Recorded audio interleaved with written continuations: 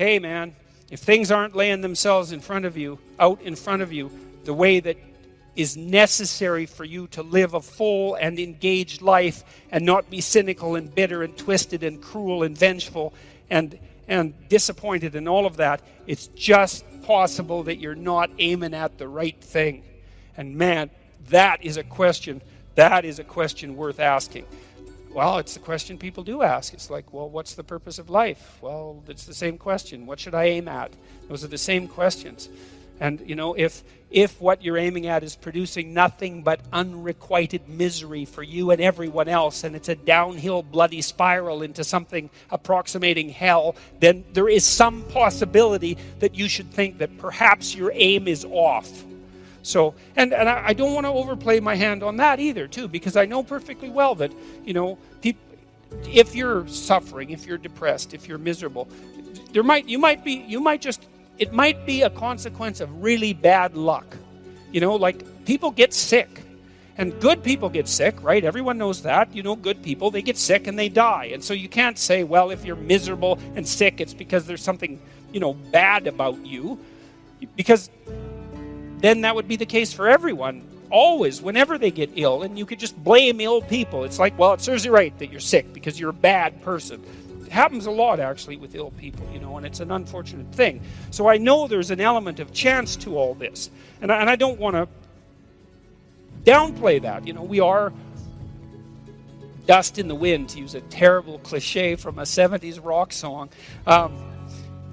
We're blown hither and thither by events that are somewhat beyond our control, but that's still not the point. The point is that to a large degree, you can determine the manner in which the world manifests itself to you by changing your aim.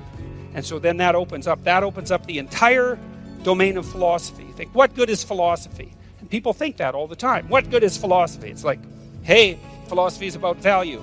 Well, what use is value? Well, value determines your aim. Well, who cares what your aim is? Well, your aim determines the manner in which the world lays itself out to you emotionally. Well, who cares about that? No one says that. The argument stops there because no one, especially no one who's been seriously hurt or seriously depressed, like in pain, no one ever says, oh, well, who cares about that? Because if you can say that about your pain, all that means is you actually haven't been in pain. Because if you're in enough pain, you will not say that, that's for sure.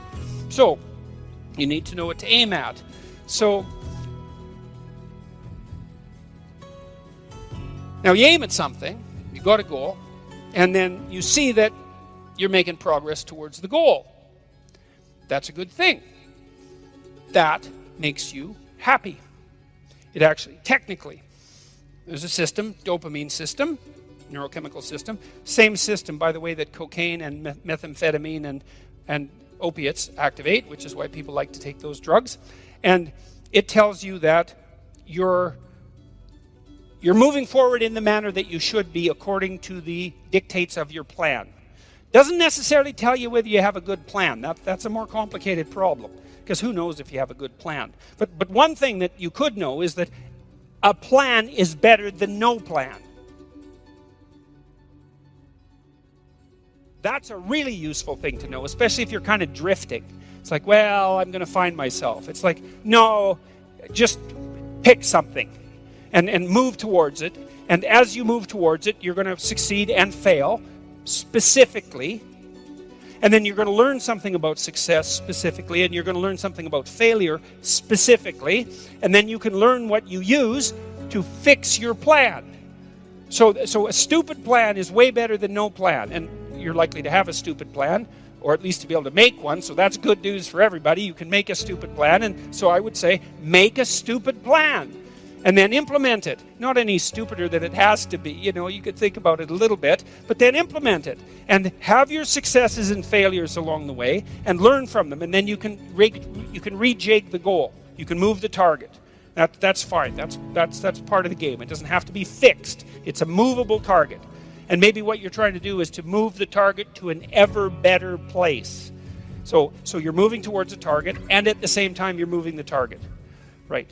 And and you're trying to move the target towards something like an ultimate ideal. You're trying to find out what that ultimate ideal is, and part of the way you figure that out is by moving towards a target and by learning about success and failure along the way, because then you can inform yourself with regards to what might constitute a reasonable aim. And so that's the reason to go out in the world and make some mistakes, and then you're going to, and so it's okay. It's okay to make the mistakes. It's not so okay not to learn from them, because then you make the mistakes again. That seems pointless. And so you're moving towards wherever you're going, and it's working, and so you get some positive emotion. You get some motivation from this dopaminergic system that adds zest to life. It adds interest and engagement and meaning to life. It pulls you into life. And that's worth thinking about, I would say, because if you think about it, you might wonder about whether or not you should be engaged in life. And then if all of a sudden you're doing something, and because you're doing it, you get engaged in life, then it seems like that might be the very definition of a good thing. It's evidence. The engagement is evidence that you're actually doing a good thing, a worthwhile thing in life with all its suffering and misery and brutality. It's like you've got a pathway, you've got an aim, you're moving forward, you're engaged. Excellent. Your nervous system, very deep down, this dopaminergic system. It's associated with a part of the brain called the hypothalamus. It's a really, really old part of the brain. It's not some new thing that popped up like 15,000 years ago. It's ancient. It's there to orient you in the world. It's part of the instinct for meaning that I talked about in chapter 7. Do what is meaningful and not what is expedient. It's a deep, deep instinct. And way down in your psychophysiological structure, not as far down as the serotonin system, but like next level up. And so if it's saying, hey man, you're on the right track, it's like, that's worth noticing.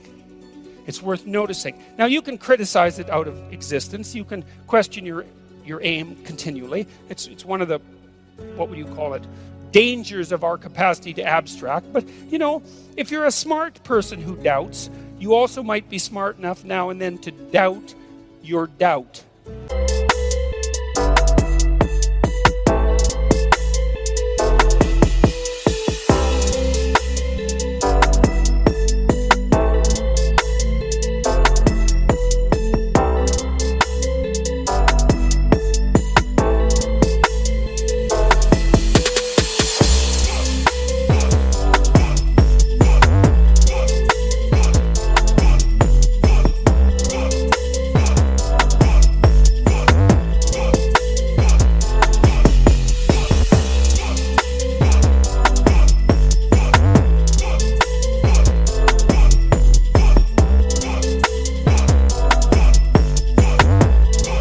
Just to notice and to pay attention. And not only that's what you need to do, because you need to have a meaning in your life, an aim, a value structure that's of sufficient potency and magnitude to justify the limitations and the trouble that life constitutes, right? This is no trivial business that we're involved in, right? We're all in this up to our necks, literally. It's a mortal game. You're all in.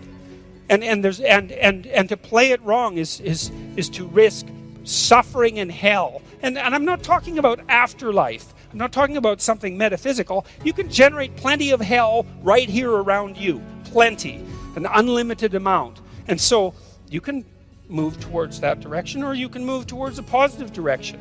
And you can orient yourself. And you can learn. This is why the postmodernists are so incorrect. It's like, look, you need an aim. You need an aim. You cannot organize the way you look at the world without an aim. It's not optional.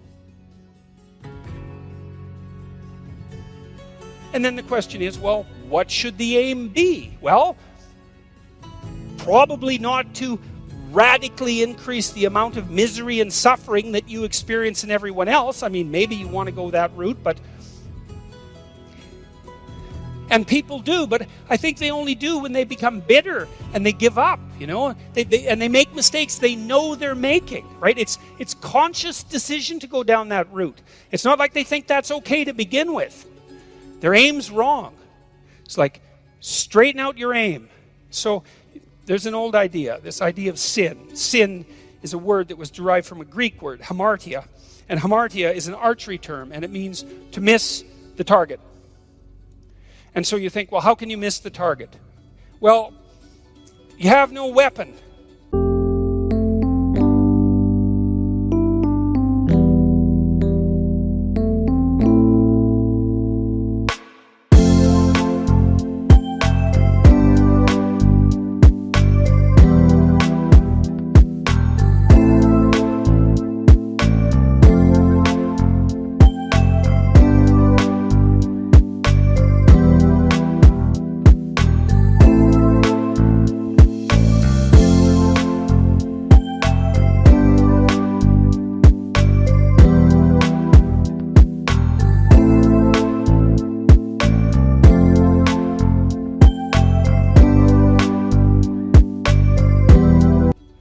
Well, then you miss the target. You have no target. You have no aim. Well, then you miss the target.